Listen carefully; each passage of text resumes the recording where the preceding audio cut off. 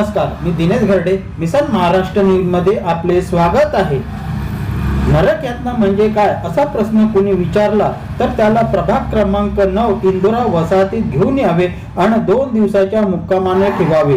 त्यानंतर तोच नरक यातना भोगल्याची कबुली देईल. 100 वर्ष वयोमानाच्या वयोवृद्ध इंदोरा वसाहतीचे निरीक्षण केल्यास महापालिकेच्या भोंगळ कारभाराची प्रचिती येते. या प्रभागात सर्व धर्मियांसह दलित, मागासवर्गीय, कष्टकरी लोक अक्षरशः नरकीय जीवन जगत आहेत. या प्रभागा अंतर्गत येणाऱ्या Indora, पेजनबाग, हरियन colony, Bezonbagh model town, मेकोसा बाग, लुंबिनी नगर, मुकुंदराव आंबेडकर नगर, मोती बाग, पंजाबी लाईन, क्लॉर्क टाउन, गद्दीगुडाम, गोल बाजार, नई वस्ती, गदेघाट, बैरामजी टाउन, मंगळवारी बाजार, नागपूर सुधार प्रन्यास कार्यालय, शासकीय तंत्रनिकेतन परिसर, खल्लासी line, Mohan Nagar, railway hospital परिसर, नागपूर रेल्वे स्थानक, गणेश टेकडी, किल्ला, नॉरिस कॉलेज, कस्तुरजन पार्क आदी वसाहतीतील नागरिकांशी विकास कामाविषयी चर्चा केली असता त्यांनी सांगितले की इंदोरा वसाहतीत घरातील सांडपाणी वाहून नेणाऱ्या नालीचे गटारीचे पाईपलाईन जोडल्याने गटारीचे घाण लोकांच्या घरात साचत आहे. यामुळे परिसरात घाण दुर्गंधी पसरून नागरिकांचे आरोग्य धोक्यात आले आहे. इंदोरा जेरीपटका सिमेंट रस्त्यालगत रस्त्याच्या दुतर्फा असलेल्या खुल्या मैदानात बेजनबाग गुरुनानक शाळेच्या समोरील रस्त्यावर इंदोरा 10 नंबर पुलालगत असलेल्या नामांतर स्मारकाच्या पाठीमागे व इंदोरा चौक स्थित परमपूज्य डॉक्टर बाबासाहेब आंबेडकर यांच्या पुतळ्यालगत पसरलेल्या कचऱ्याच्या ढिगाऱ्याकडे परिसरातील नगरसेवकांचे व मनपा सफाई कर्मचाऱ्याचे दुर्लक्ष झाल्याचे दिसून येते. इंदोरा 10 नंबर पुलालगत नामांतर आंदोलनातील शहीद भीम सैनिकाचे स्मारक उभारण्यात आले. आज या स्मारकाची दुर्दशा झाली आहे. याकडे मनपाचे कमालीचे दुर्लक्ष झाल्याचे परिसरातील नागरिकांनी सांगितले. प्रभागात अनेक ठिकाणी लहान मुलांना खेळण्याकरिता झुले, घसरणपट्टी लावण्यात आली. याच्या देखभाल दुरुस्तीकडे मनपा प्रशासनाचे दुर्लक्ष झाले असल्याने आज ते मोडकळीस आले आहे, असेही परिसरातील नागरिकांनी सांगितले आहे. इंदोरा परिसरात मनपातर्फे जलवाहिनी घातली असताना देखील OCWने पुन्हा संपूर्ण इंदोरा परिसरात जलवाहिनीचे जाळे पसरवून येथील नागरिकांना पाणी पुरवठा बंद केला अशी ओरड या भागात आहे. या संदर्भात प्रभागाच्या नगरसेविका स्नेहा विवेक निकोसे यांची भेट घेतली असता त्यांनी सांगितले, सर्व धर्मियाची वस्ती असणारा प्रभाग क्रमांक 9 एकेकाळी विकासात पिछाडीवर होता, मात्र आता विकासाच्या बाबतीत काट टाकत आहे. प्रभागाच्या नगरसेविका स्नेहा विवेक निकोसे यांच्या प्रयत्नामुळे अनेक विकास कामे मार्गी लागली आहे, मात्र अजूनही विकासाच्या बराच पल्ला गाठायचा आहे. प्रभागाच्या चेहरामोहरा बदलण्यासाठी अजून कामे करायची आहेत, अशी प्रोजेक्ट कबुली स्नेहा विवेक निकोसे यांनी दिली आहे. स्नेहा विवेक निकोसे, प्रभाग 9 की नगर सेविका.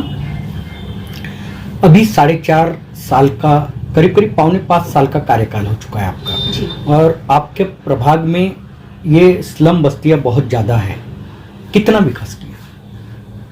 देखिए, सबसे पहले तो मैं आपको बता दूं कि विरोधी पक्ष में होने की वजह से हमें ज़्यादा फंड नहीं मिला है. मैं पूरी कोशिश की कि ज़्यादा से ज़्यादा काम हो, गटर जो शोर लाइन्स है वो पूरी रिपेयर करूं, वहाँ के जो रोड है वो बना सकूं. लेकिन उसमें से भी मेरे जो 4.5 पौने 5 जो साल आपने जो कहा है उसमें से 2-2.5 साल मेरे कोरोना की वजह से पूरे माइनस हो गए हैं. हमें फंड भी अच्छी तरह से नहीं मिला है. तो हुए हैं जितने काम हुए हैं, लेकिन पर उससे भी आधे से ज़्यादा काम नहीं हुए हैं. जो मैं चाहती थी, जो रोड बने हैं उसके आजू बाजू में गट्टू या फिर फ्लोरिंग कर दूं, वो नहीं हो पाए हैं. और भी है कुछ दिमाग में कि ऐसा होना चाहिए, वैसा होना चाहिए, बट नहीं हो पाए. देखिए, ये तो मैं बोल नहीं सकती कि मुझे ही टिकट मिलेंगी, लेकिन मुझे टिकट मिलती है तो जो मेरे बचे हुए काम है, जो मैंने सोच के रखी थी कि मेरे ये काम मुझे ये करना चाहिए, महिलाओं के लिए करना चाहिए, बट वो हो नहीं पाया है, तो वो मैं करने की पूरी कोशिश करूँगी. और ऐसा भी नहीं कि मैं 2 साल जो कोरोना में थी तो मैंने कुछ भी नहीं किया है। वो आप सब जानते हैं कि हमने कोरोना काल में लोगों की काफ़ी सेवा की है। हम दोनों हस्बैंड वाइफ ने घर घर जाके, एरिया एरिया जाके जो उनको मदद लगी है जैसे अनाज की, तो वो हमने प्रोवाइड किया है, यानी वो हमने अपने तरफ से की है। क्योंकि ये वारसा मुझे मेरे ससुराल से, मेरे मायके से मिला है, तो इसलिए मुझे ज़रूरी नहीं है कि मुझे पद चाहिए और तभी ये मेरे पूरे काम होंगे। तो ये हमने सोच के ही रखे हैं कि हमको ये काम करना ही है। जो बचे, जो 2-2.5 साल में मेरे काम रुक गए हैं, वो मुझे करना ही है। मेरा नाम विवेक रमेश निकोसे, सामाजिक क्षेत्र में मैं कार्यरत हूँ और कांग्रेस की तरफ से मेरी पत्नी महानगर पालिका में प्रभाग 9 का प्रतिनिधित्व कर रही है।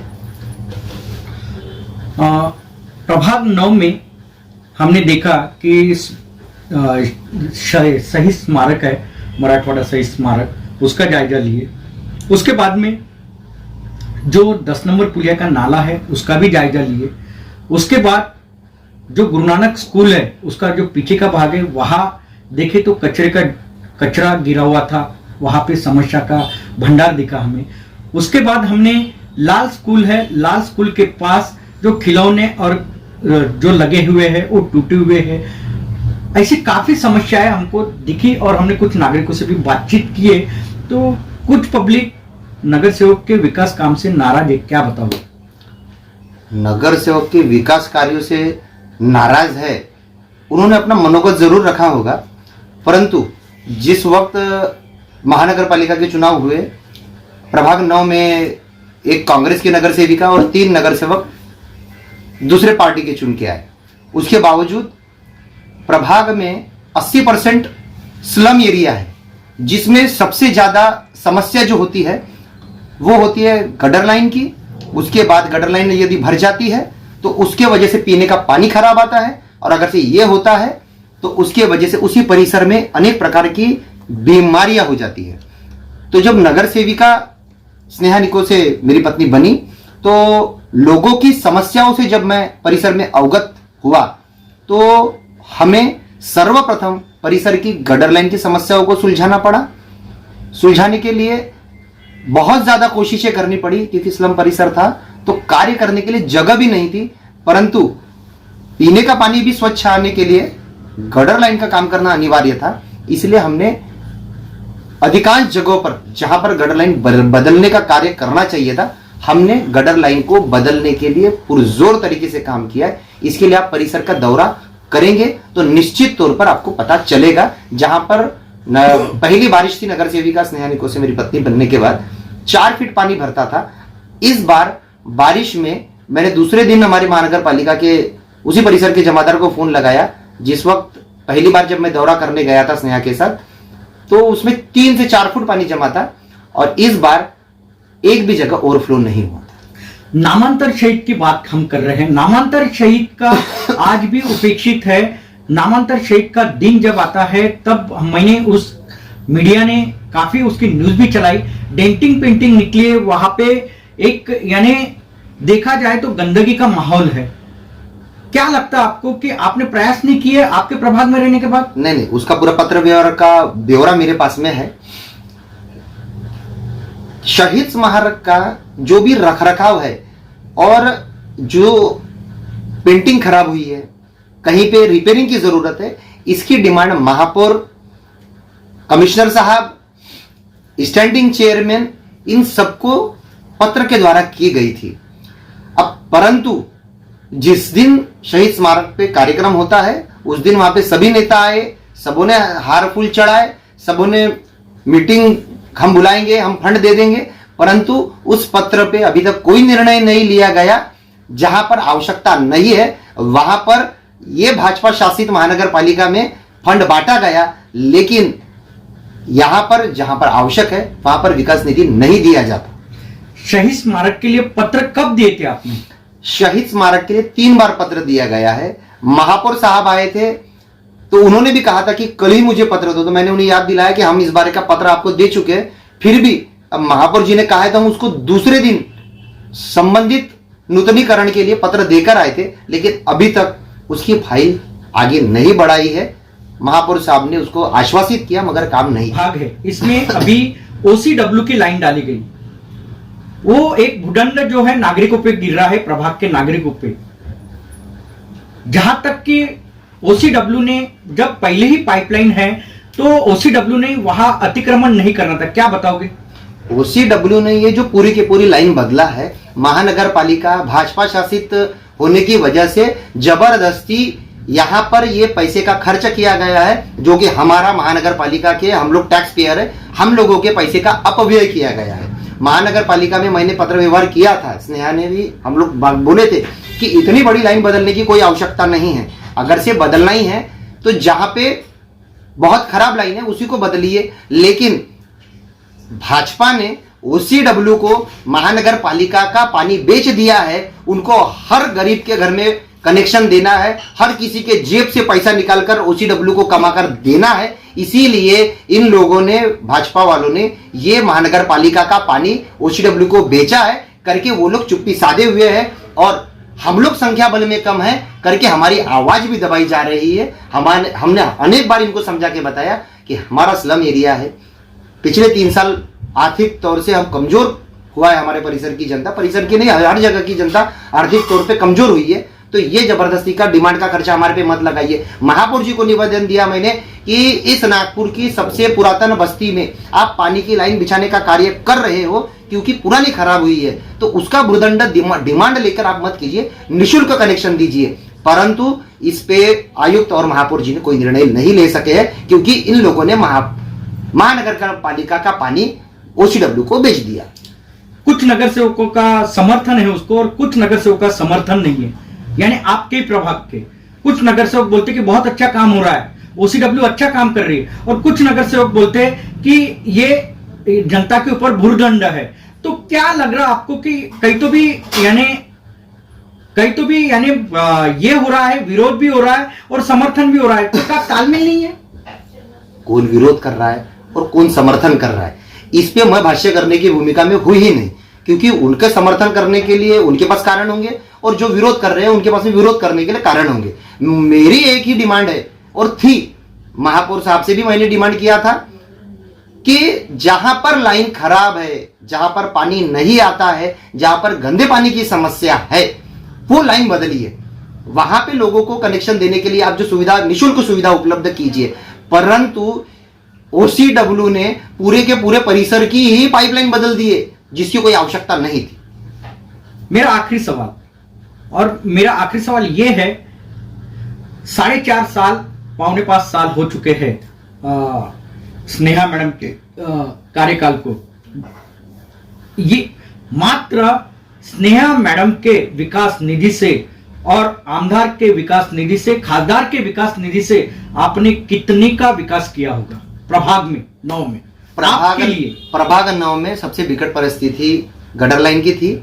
सबसे ज्यादा ध्यान हमें गटर लाइन की समस्या को सुलझाने के लिए देना पड़ा। उसके बाद उससे बड़ी समस्या ये थी कि पीने का पानी गंदा आता था, उसके लिए अनेक जगह पे पानी के पाइपलाइन का बदलाव करना जरूरी था, उसके तरफ ध्यान दिया गया। मैदान खाली पड़े हुए थे, वहां पर हमने खेलने की सामग्री लगाई है।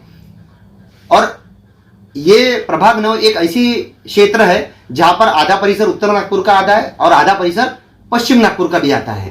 तो विकास ठाकरे जी जो हमारे विधायक है पश्चिम नागपुर के, उन्होंने हमने जो भी डिमांड दी है, उसके पहले जब तक हमारे आमदार नहीं थे तब तक हमको विकास निधि नहीं मिलती थी। लेकिन महानगर पालिका से तो हमें विकास निधि नहीं के बराबर मिली, लेकिन जब से हमारी महानगर पालिका के अलावा विधानसभा में हमारे आमदार चुन के गए हैं, तब से हमको विकास निधि मिलने के लिए हमने प्रयत्न किए हैं। अनेक जगह के रास्ते, अनेक जगह की फ्लोरिंग, अनेक जगह के और ग्रीन जिम के कार्य आप देख सकते हैं जगह जगह पे हो रहे हैं। और ये सब हो रहा है केवल महाराष्ट्र में विधानसभा में हमारे उम्मीदवार चुन के कांग्रेस के आए करके हमारे को यहाँ पे विकास निधि मिलना चालू हुआ। अभी एक छोटा सा, पिछला महानगर पालिका कार्यकाल बहुत ही अजीबोगरीब तरीके से, बहुत ही तकलीफ भरा था पूरे देश के लिए।